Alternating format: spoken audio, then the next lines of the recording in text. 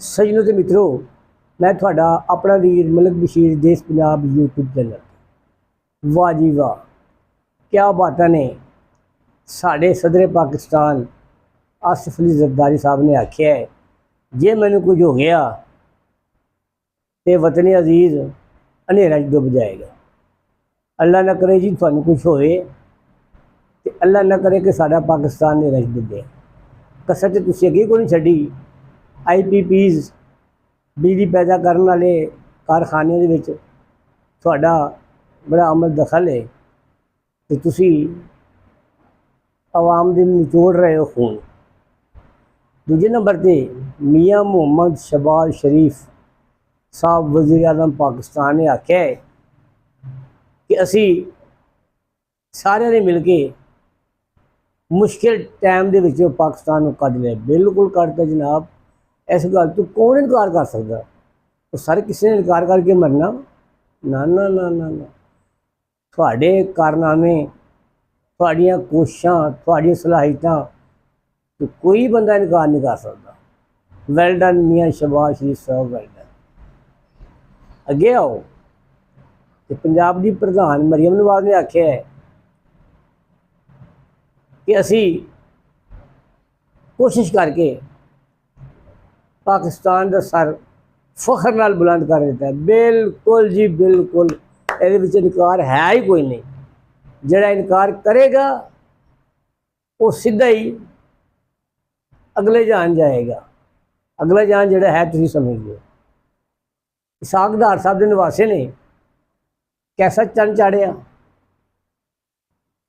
उन्होंने इस कारनामे की वजह नाल अज बाहर के मुल्कों के विच पाकिस्तानी अंबैसियां के बाहर सरमायाकारां की लैन लगी है और हर बंदा कोशिश करे कि मैं पाकिस्तान जाके सरमायाकारी करा, क्योंकि जी सरमायाकारी की लैन से इसाक डार साहब के निवासी रज़ा डार साहब ने रुशनास कराती है, उन्हें फरोग देता है सरमायाकारी ते अगवाकारी ते डॉलर की चोर बाजारी। वाह जी वाह, पाकिस्तान खूब तरक्की कर रहा है, साड़ी खूब उच्ची उड़ान है। दूजे मुल्कों के विच लोग सानू सलूट कर रहे हैं।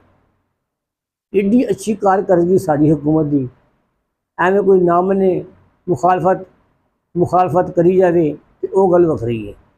मैं कहना कि जरदारी साहब नू 20 तोपां की सलामी देनी चाहिए। तो फिर मियाँ शहबाज शरीफ साहब क्यों पीछे रहन? उन्होंने भी कम अज़ कम 25 तोपां की सलामी होनी चाहिए।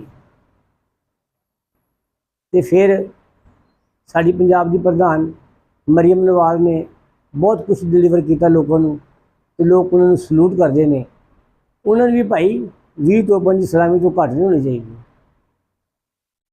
अज वतन अजीज एक इहो जे औखे चौराहे पर आके खलोता हुआ तो लोग साढ़े ते हस रहे हैं। नाइजीरिया के सदर ने आख्या है कि असी 3.4 अरब डॉलर दे के IMF को अपनी जान छड़ा ली। वाह जी वाह। साढ़े सागदार साहब ने तो जो बाहर सी आए ने तो अपनी तनख्वाहां भी वसूल कर लीतियां और बड़ा एक्सपर्ट ने सागदार साहब मईशत नू उच्ची उड़ान च लै गए ने ते बड़े ना इज्जतदार समझदार बंदे ने। ये गल कौन कर रहा जी? जवेद चौधरी। ओ भैया ठीक है, तू भी इज्जतदार हाँ, तू केड़ा घट आ। इसाकदार साहब के बारे हर कोई जानता वा। तेरी मेहरबानी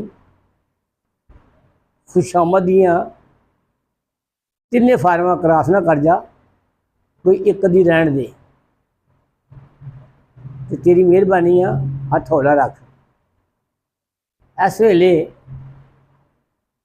पाकिस्तान जिंदाबाद है तो लोग हस रहे हैं कि बाहर दियाँ कुड़ियां दे नाल जड़ा ਲੈਣ ਦੇਣ ਸੀ, ਉਹਨੂੰ ਕਿਸ ਤਰ੍ਹਾਂ ਅਸ਼ਰਾਫੀਆ ਦੇ ਚਸ਼ਮੋ ਚਿਰਾਗਾ ਨੇ ਨਵਾਂ ਚੰਨ ਚਾੜ ਕੇ ਦਿਖਾਇਆ ਵਾ ਤੇ ਕਿਸ ਤਰ੍ਹਾਂ ਉਹਨੂੰ ਫਰੋਗ ਦਿੱਤਾ ਵਾ। ਤੇ ਮੈਂ ਕਹਿੰਦਾ ਜਨਾਬ ਅਲੀ ਇਸਾਕ ਡਾਰ ਸਾਹਿਬ ਦੇ ਨਿਵਾਸੇ ਨੂੰ ਵੀ ਸਲੂਟ ਕਰਦੇ ਹਾਂ ਕਿ ਉਹਨੇ ਇੱਕ ਨਵੀਂ ਤਰ੍ਹਾਂ ਦੀ ਨਵੀਂ ਲੈਨ ਸਰਮਾਇਆਕਾਰੀ ਦੀ ਰੋਸ਼ਨਾਸ ਕਰਾਤੀ ਪਾਕਿਸਤਾਨ ਦੇ ਵਿੱਚ ਕਿ ਵਾਹ ਬਈ ਵਾਹ, ਇਸ ਤਰ੍ਹਾਂ ਸਰਮਾਇਆਕਾਰੀ ਕਰੋਗੇ ਤੇ ਲੋਕ ਸਰਮਾਇਆਕਾਰੀ ਵੀ ਕਰਨਗੇ ਤੇ ਲੋਕਾਂ ਦੀ ਜੁਰਤ ਕੀ ਹੈ, ਅਸੀਂ ਉਹਨਾਂ ਕੋਲ ਜ਼ਬਰਦਸਤੀ ਅਗਵਾਕਾਰੀ ਦੇ ਜ਼ਰੀਏ ਵੀ ਸਰਮਾਇਆਕਾਰੀ ਕਰਾਂਗੇ। ਇੱਕ ਚੋਰੀ ਤੇ ਦੂਜਾ ਸੀਨਾ ਜ਼ੋਰੀ। ਭਾਈਓ ਕਿਉਂ ਨਾ ਕਰਨ। ਅੱਜ ਹਕੂਮਤ ਉਹਨਾਂ ਦੀ ਅਸ਼ਰਾਫੀਆ ਦੇ ਅਲੀਟ ਕਲਾਸ ਦੇ ਚਸ਼ਮੋ ਚਿਰਾਗ, ਉਹਨਾਂ ਦੇ ਚਮਕਦੇ ਸਿਤਾਰੇ, ਤੇ ਜੇ ਅੱਜ ਵੀ ਉਹ ਨਵੇਂ ਚੰਨ ਨਾ ਚਾੜਨ ਤੇ ਫਿਰ ਚਾੜਨਗੇ ਕਦੋਂ। ਫੁੱਲ ਫਰਾਈ ਤੇ ਹਾਫ ਫਰਾਈ ਉਹ ਤੇ ਹੋ ਗਿਆ ख़त्म। कहता गया कि भाई एक केस CCD नहीं सुन सकती, ये सुन नहीं सकती क्योंकि नायब वज़ीर आज़म साहब के आर्डर होने ते अवाम ना मन्ने या महकमे ना मनन, ये हो ही नहीं सकता।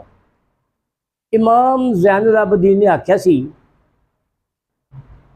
कि मैनू वाकई करबला तो ज़्यादा तकलीफ कूफे के लोगों को हुई है।